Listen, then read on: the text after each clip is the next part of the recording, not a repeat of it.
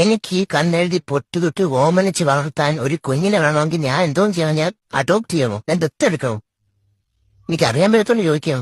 പ്രത്യേകിച്ച് ജിമ്മന്മാരുടെ ഈ ബോഡി ബിൽഡർമാർത്താണെങ്കിൽ ചോദിക്കാം, നിനക്കൊക്കെ 40 മുട്ട വേണോടാ ഒരു ദിവസം? നിനക്കൊക്കെ എന്താ? ഒരെണ്ണത്ര ഞാൻ വളർത്തിക്കൂട്ടോടാ?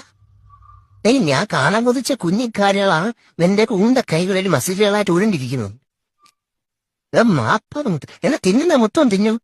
ആ മഞ്ഞ എടുത്തില്ല. എടാ മഞ്ഞ എന്റെ ചോരയെ നീരുവാണടാ.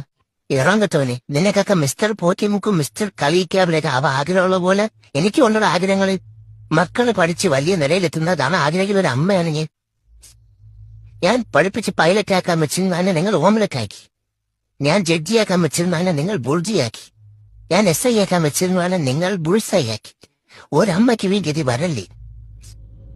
ഇനിയെങ്കിലും അവസാനിപ്പിച്ചൂടെ? കുറെ ആൾക്കാർ മര്യാദയ്ക്ക് രാവിലെ ദോശയും ചമ്മന്തിക്ക് തിന്നോണ്ടിരുന്നു. ഇപ്പൊ കുറെ ന്യൂട്രീഷൻ എക്സ്പെർട്ടുകൾ ഇറങ്ങിയിട്ടുണ്ട്. നിങ്ങൾ ദിവസം തുടങ്ങേണ്ടത് പ്രോട്ടീൻ കൊണ്ടാണ്. നിങ്ങൾക്ക് പ്രോട്ടീൻ വേണമെങ്കിൽ ജീവിതം ജീവിച്ചിരുത്താൻ ഒരു പോത്തിനെ തിന്നൂടെ? ഒരു പോത്തിനെ ഒരു പഞ്ചായത്തിൽ മൊത്തം തിന്നെ, അതല്ലേ ന്യായം? വിരിയാനോ ജീവിത വിജയം കൈവരിക്കാനോ ഒരു അവസരം പോലും കൊടുക്കാതെ ഒരു മുട്ടെടുത്ത് പുളിഞ്ഞു തിന്നത് എവിടത്തെ ന്യായമുള്ളത്? നീയൊന്ന് ഗുണം പിടിക്കാനേ പോണില്ല ഒരു കാര്യത്തും, പ്രത്യേകിച്ച് ബോഡി ബിൽഡർമാര്. 40 മുട്ടോടെ ഒരു ദിവസം. നീയൊന്നും ബൾക്കാവാതെ പോട്ട്.